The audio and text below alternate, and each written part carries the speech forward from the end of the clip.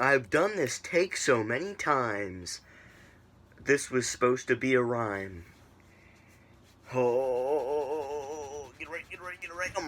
Okay. Hello. I am the Jacob. And probably none of you know this, but I have written 21 short stories and I'm currently working on another one. These are some of the short stories I've printed. I have not published them yet, but when I get to it, I will publish a book that's the Jacob Short Story Collection that you can buy, but I haven't done that yet. I will eventually do that because, you know, these are some cool stories, man, that I want to share with the world. But the first short story that I ever wrote, the first story in when I started actually getting into writing was during my English class in 9th grade, when the first year of my homeschooling. It was like this thought lesson, and it told me to just do a free writing thing, and I ended up writing my first short story, which is 100% true. And it's a ghost story. The reason I have not told this story yet to all you people on the internet, I'm sorry I made that rhyme. Okay, the reason I haven't told this story yet is because I was going to include it in my short story collection book that I will publish eventually, and I didn't want anyone stealing it and, like, copywriting it and taking for their own, so when I publish the book, people, like, you know, and I get, like, fined for copyright crap and stuff. So anyway, but I realized, I'm like, wait, it's a true story, so what am I even worrying about? So I'm going to tell the story now, okay?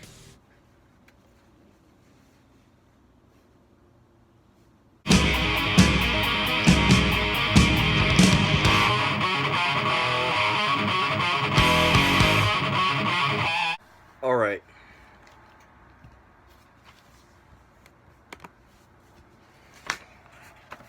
And I can't read it. Okay, so what I'm going to do is, you're just going to hear it, and I'm going to show pictures.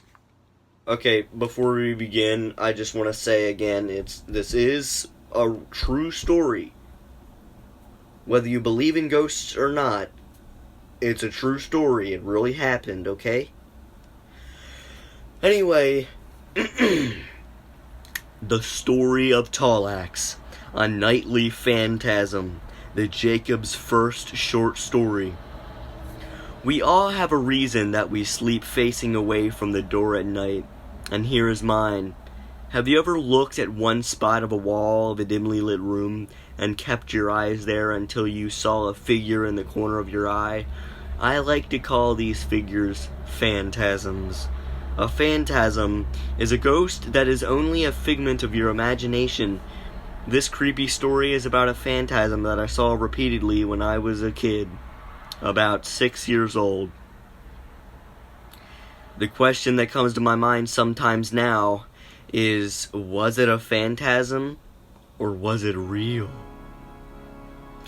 One night when I was little, about 6 years old or 7, I don't know, I went to bed as usual. I glanced at one part of my wall, and I kept staring there.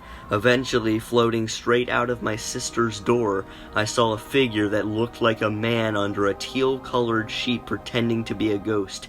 The odd thing was, he was 7.5 feet tall as our ceiling, and slightly translucent. Also coming off of the body of this creepy apparition were 2 long, skinny arms that looked like they were covered in black, shiny scales. These arms carried small, eerie hands that had long, sharp, claw-like fingers, 3 on each hand. His head had no neck, and his neck had no shoulders. He had only a dome.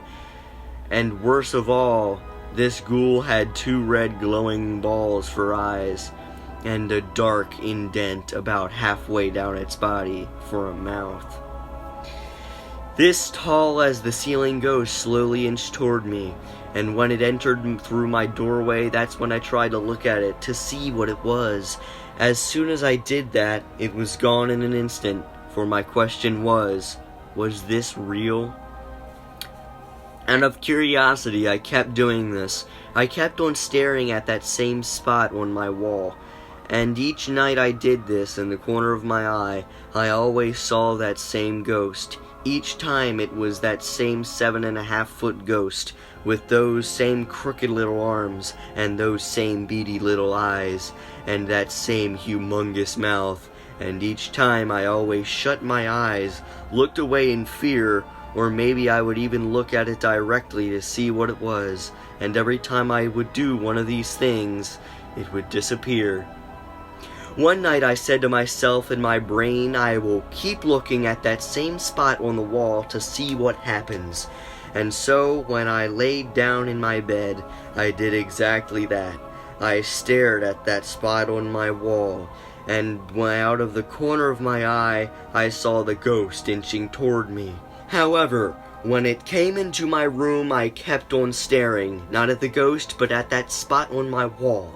Then, to my surprise, it started to back up out of my room. Then it turned around, entered the hallway, and walked out of sight. Despite it leaving, I kept to my word and kept staring at the wall. It did come back, but this time it was running, or I guess floating at a higher speed since it had no legs, toward me. This would be scary enough, but sadly it was carrying something with it, for my heart raced in fear as I stared at that spot on my wall, for the ghastly ghoul at the corner of my eyes was stretching its arms back behind its back, and then over top its head it swung a massive battle axe. Then it heaved the axe down onto the side of my gut, as if to chop me in half. Then I did not feel pain, but I felt an intense tingling sensation at the lower area of my torso, where the axe had hit. It felt as if it was coming back from being an asleep limb, like pins and needles. Then this monster of a thing faded away, smoke-like, into the darkness and never to be seen again. And that's the reason why I no longer sleep facing away from the wall that my bed lie against. And why I now sleep putting my head where my feet were. Sometimes I lay that same way just to see this old foe of mine, but every attempt failed and it never came back. So this ghost may be actually gone forever.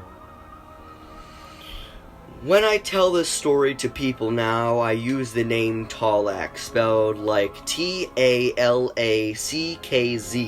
because this monster was very tall and wielded an axe. Why the misspelling, you might ask? Well, I spelled it like that to give this nightly apparition a unique name instead of the effortless nickname of Talackz.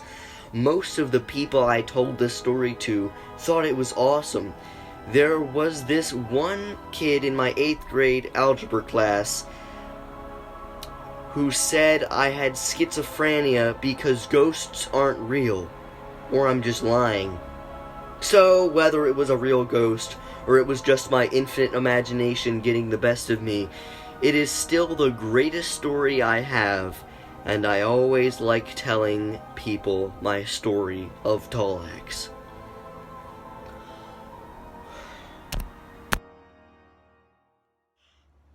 So yeah, that was the story of Talackz. Now I did say that was my greatest story, which that's wrong. That's my greatest real story. My greatest fictional story is about a haunted grandfather clock, and then there's another one about a tree that moves. It's really good too. But the last two pictures you saw, which were this one and this one, those are actually drawn by my mom. They're my mom's interpretation of two drawings of Talackz, this one and this one. So, yeah, that was my story of Talackz. I hope you are creeped out. So, that's the spot I was looking at on the wall, and normally I had my head here with the pillow looking at this spot, and actually I had like a robot clock radio. It was like a weird robot head on a radio that was also a clock, and you like ask it a yes or no question, and or press a button asking a yes or no question. It was completely random, would say yes or no. And I don't know, that was actually the thing I was looking at, not this spot. It was like a thing in front of it, on an old desk that I had. But anyway, I used to have my door open when I slept, and my sister used to have a circle right here on the door, and the ghost came out of that. So that's the story of Talackz. And actually, just one more thing before the video ends. Another thing that might have something to do with Talackz leaving is the fact that right after the axe going down into my side right here incident, and then I felt pins and needles, and then he completely disappeared. One thing that might have to do with him leaving is after that incident, I put robot clock radio under my bed. This little cubby hole right here. This little cubby hole thing right here. I put that in there, and eventually we just got rid of it. So if Talackz was attached to that, then someone else is being haunted with Talackz, not me. So yeah. Happy Halloween, mother trucker.